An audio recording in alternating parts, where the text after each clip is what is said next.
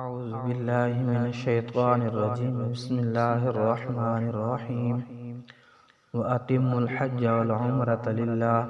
فَإِنْ أُحْصِرْتُمْ فَمَا اسْتَيْسَرَ مِنَ الْهَدْيِ وَلَا تَحْلِقُوا رُءُوسَكُمْ حَتَّى يَبْلُغَ الْهَدْيُ مَحِلَّهُ فَمَنْ كَانَ مِنْكُمْ مَرِيضًا أَوْ بِهِ أَذًى مِنْ رَأْسِهِ فَفِدْيَةٌ مِنْ صِيَامٍ أَوْ صَدَقَةٍ أَوْ نُسُكٍ فَإِذَا أَمِنْتُمْ فَمَنْ تَمَتَّعَ بِالْعُمْرَةِ إِلَى الْحَجِّ فَمَا اسْتَيْسَرَ مِنَ الْهَدْيِ فَمَنْ لَمْ يَجِدْ فَصِيَامُ ثَلَاثَةِ أَيَّامٍ فِي الْحَجِّ وَسَبْعَةٍ إِذَا رَجَعْتُمْ تِلْكَ عَشَرَةٌ كَامِلَةٌ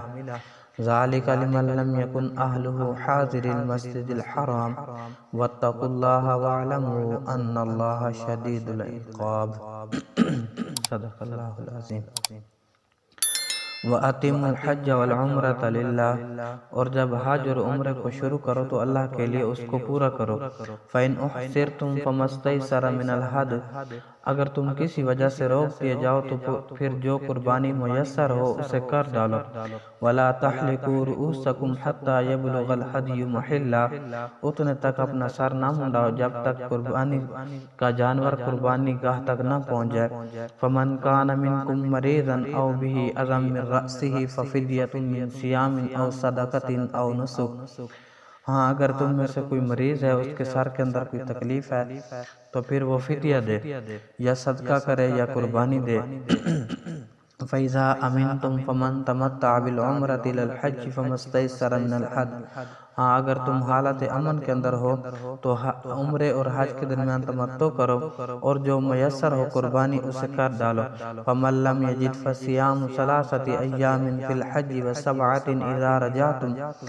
اور اگر اس کی بھی طاقت نہ رکھتا ہو تو پھر 3 دن روزے رکھے حج کے دنوں میں اور باقی 7 واپسی پر رکھے۔ تِلْکَ عَشَرَةٌ کاملہ یہ کل 10 دن ہو جائیں گے۔ ذَلِكَ لِمَنْ لَمْ يَكُنْ أَهْلُهُ حَاضِرِي الْمَسْجِدِ الْحَرَامِ یہ حکم اصل میں مسجد حرم کے اندر رہنے والے کو لیے نہیں ہے۔ وَاتَّقُوا اللَّهَ وَاعْلَمُوا أَنَّ اللَّهَ شَدِيدُ الْعِقَابِ اور اللہ تعالیٰ سے ڈرو اور جانتے رہو بے شک کہ اللہ تعالیٰ کے عذاب بہت سخت ہیں۔ پیچھے جہاد کا حکم ہوا تھا، پھر روزوں کا حکم ہوا تھا۔ ان آیات مبارکہ کے اندر حج اور عمرے کے مسائل ہیں، کافی ساری تفصیل ہے، ہم مختصر کریں گے اور تھوڑا تھوڑا کر کے انشاءاللہ کرتے رہیں گے۔ اللہ تعالیٰ نے فرمایا جیسا کہ ظاہری الفاظ کے اندر بھی معلوم ہو رہا ہے کہ جب تم حج اور عمرے کو شروع کرو تو بس اس کو پورا کر کے چھوڑو۔ کیا مطلب جب تم حج عمرے کی غرض سے مدینہ منورہ پہنچ گئے یا پہلے مکہ کے اندر پہنچ گئے ہو تو ادھر سے تم نے احرام باندھ لیا ہو تو پھر حج اور عمرے کو پورا کرنا تمہارے لیے ضروری ہے، اس کو درمیان کے اندر چھوڑنا نہیں، بلکہ درمیان کے اندر چھوڑو گے تو گناہ گار ہوگے، یہ جائز نہیں ہے۔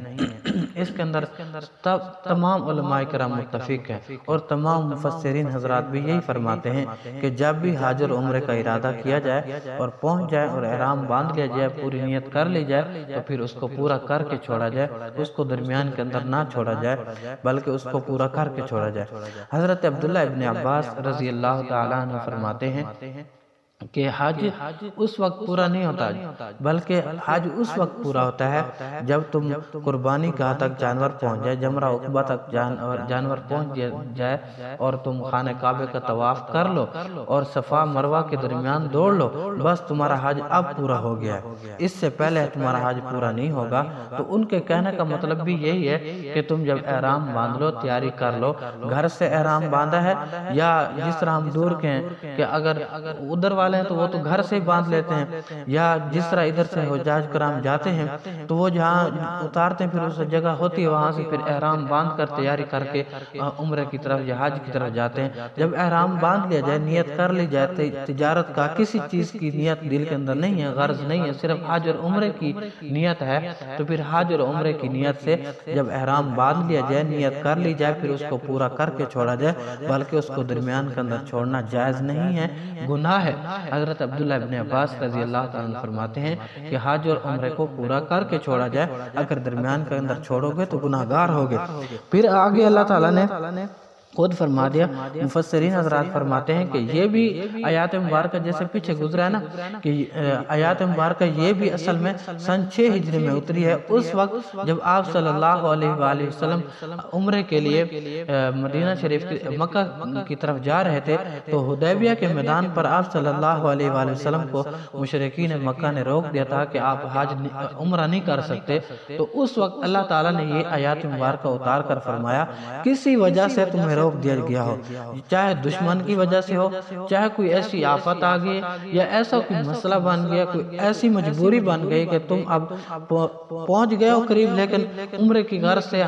حج کی غرض سے مکہ کے اندر پہنچ نہیں سکتے، کوئی ایسا مسئلہ ہے جیسا کہ آپ صلی اللہ علیہ وآلہ وسلم کو دشمنوں نے گھیر لیا تھا۔ پھر اللہ تعالیٰ نے فرمایا جو تمہارے پاس قربانیاں میسر ہوں اپنی قربانیاں کاٹ ڈالو اور اپنے سر کو منوا دو، سروں کے اندر اس طرح پھرا لو اور سر کو منڈوا لو اور قربانی کاٹ ڈالو، جو قربانی تمہارے پاس میسر ہے۔ اگر کوئی امیر ہے تو پھر زیادہ بھی کر سکتا ہے، جس طرح قربانی کا ہوتا ہے اسی طرح اس کا بھی ہوتا ہے کہ جو قربانی میسر ہو اس کو کاٹ ڈالے۔ اگر کوئی قربانی نہیں ہے بلکہ بکرا کی طاقت رکھتا ہے تو پھر بکرے کر لے۔ اگر پھر فرمایا آگے فَمَنْ كَانَ مِنْكُمْ مَرِيضًا وَلَا تَحْلِقُوا رُؤُوسَكُمْ حَتَّى يَبْلُغَ الْهَدْيُ مَحِلَّهُ، اور اپنے سر کو نہ منڈواؤ